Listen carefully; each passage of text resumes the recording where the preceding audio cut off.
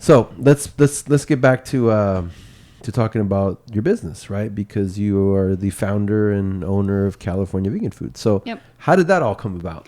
Yeah, it's so interesting. I was actually inspired by a familiar snack, right? Okay. Ants on a log.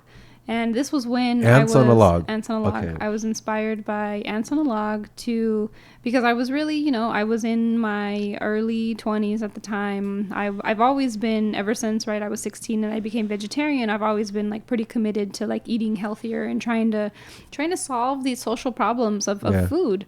Right. And so everybody's like, oh, like we're so busy, like we need to eat fast and we need to eat on the go.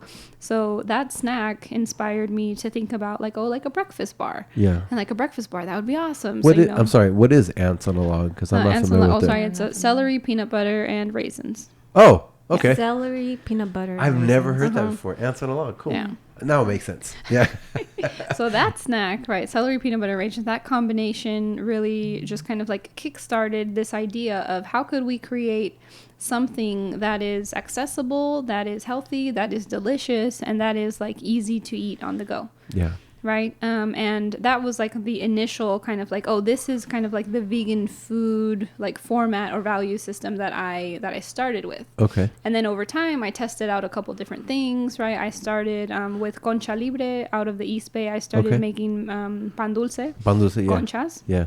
There is not. We need more of that, by the way. We do. There's not. The only one I know is like pan dulce is sweet bread. The Mexican, the Mexican sweetbreads that are very colorful and they have like swirl designs on it. Right. Okay. A little chunk of sugar on top. Basically a bunch of sugar and milk. Right. All the stuff that kill you, right? Sugar. So you have that in vegan version? Mm-hmm. Yeah. So I started, and there's a lot. So if you guys don't know about Jaguar Baker, then I've heard of them, but I've never tried them. We'll check them out. So good. Yeah. Shout out to Jaguar Baker. Heck yeah, Alicia, we love you. Yeah. So essentially, like I started baking with them, and then realized that like baking wasn't really my thing. Okay. And then I was kind of like exploring, like what is the thing? What was the vegan problem that I wanted to solve for myself? Okay. And so what I would do, and it's funny how you mentioned that you made your own seitan a little while ago, because seitan, right? That's a word you got to be very careful with. Because it sounds like Satan, and that's why I don't call it seitan. I call it either seitan, wheat meat or wheat protein. Oh, wheat meat! I like that. Oh, okay. Wheat meat or wheat protein. And so actually, my co-founder Miguel, who is from Peru, we met on LinkedIn, which was kind of random. Okay. But long story short, he ended up coming to the United States. We worked together while I was working at Vegilution Community Farm. While I was there, I was volunteer program manager, and I would host every first Saturday of the month. We would have these farm days, and a farm day included yoga, included farm volunteering, a cooking class, food truck, youth garden, farm stand, right? So we had like a mini little carnival kind of like set up, and we would have community chefs come in and make stuff.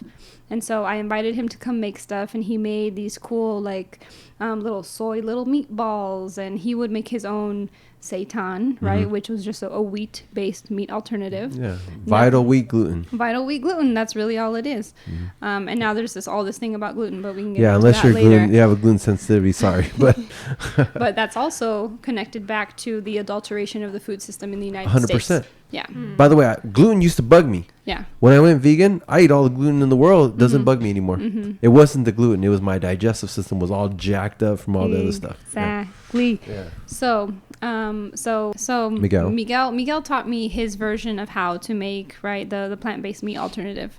And through that knowledge and through that understanding, right, we started working together, testing things out, and I would eat his meat for myself, and that was perfect, right? Because I really didn't enjoy the meat alternatives from the store at the time. Like they were just so it was funny too, because he had a nephew who went to school at the high school that I was working at the time. I was the admissions coordinator. And so, right, I left that school, started working at Vegilution, and we started just working together and really just like spending time to dream, right? I spent so from the initiation of the ants on the log, the time frame between like the birth of the idea to the execution was 6 years. Oh, wow. Yeah. So the vision took 6 years to come to. And by the way, that's awesome that you even were patient enough for that. Because most people quit during that time. Yeah. Yeah, and I knew it's because I knew that was something that I wanted to do. I knew that this was something that I could be good at. You know, I knew this was something that would fuel me, and it does, right? It gives me so much energy, and I have so much passion for it, and I love it so much. That's awesome.